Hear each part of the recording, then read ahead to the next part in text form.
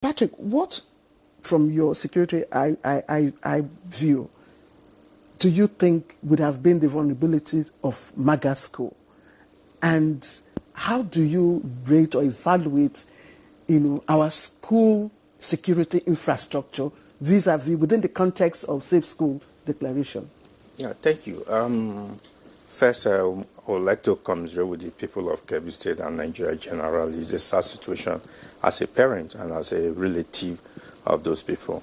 But I also would like to add that the Honorable Commissioner had opportunity to help clear the situation, but in fairness to him, he didn't do very good justice to it, because he's playing politics. Yes, we know he's the spokesperson of the government, but he should rather had presented the government in a better light than just not accepting some of the issues.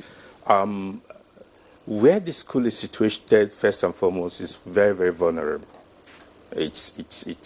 First, accessibility is very difficult. The roads are bad.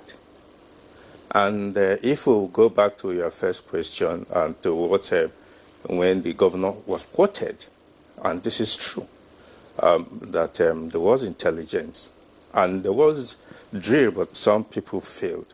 You see, there are some follow-up questions that would have been followed up. For instance, there were drills, there were deployments. What happened? At what point did those security troops withdraw?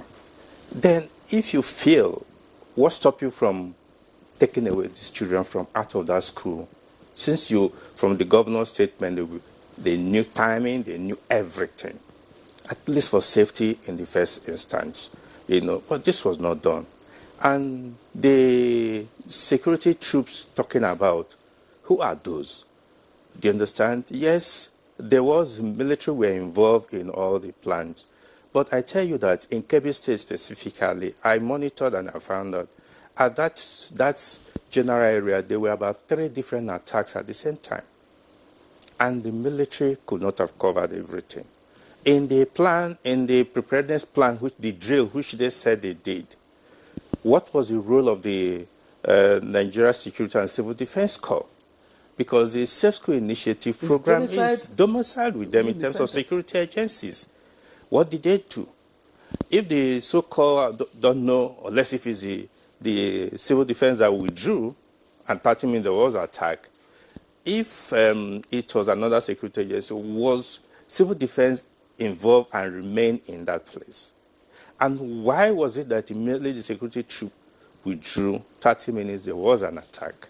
Could there have been some complacency? Could there have been some information that passed to these people? And who ordered the withdrawal? Exactly. Why was there no teacher in the school where you had about more than 24 girls in that school at that night, at that period? Investigation found that every other day there have been students, there have been teachers, housekeeper, house mistress, and all that. A lot of questions need to be answered by the state government and the security agencies in that place. Yes, they have here, as he said it, and the group captain, respected group captain did point out, you cannot police the whole space. The place is quite wide, and there's no security arrangement in that place. But there was prior intelligence based on what the governor said. Exactly. This is all speculation. Now, what happened? Now, I also take it back to the DSS that the governor said gave intelligence. DSS operation does not just end in providing information. What was done after that, apart from the drill? There could have been some covert operations around there to be able to do this. What is happening with the UNSA hybrid forces? At this period, there are a lot of questions that should have been answered, but we are not getting the answer.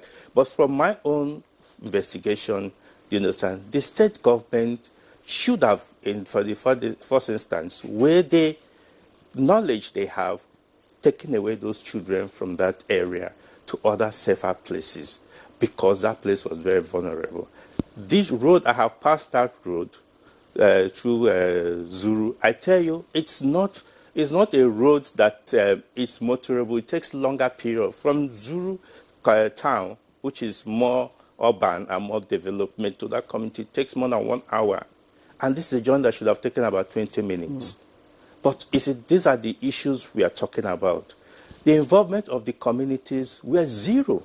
Because from also what we found out, nobody can say how many number of these bandits that carried out that operation. But they must have come in a large number. In motorcycles, which in motorcycles, yes, because that is the easiest way to move in that terrain. Now, does it mean that the operation could have taken nothing less than 20 minutes? Nobody in the community, a town that at that time everywhere was quiet, did not hear the gunshot that killed the vice principal.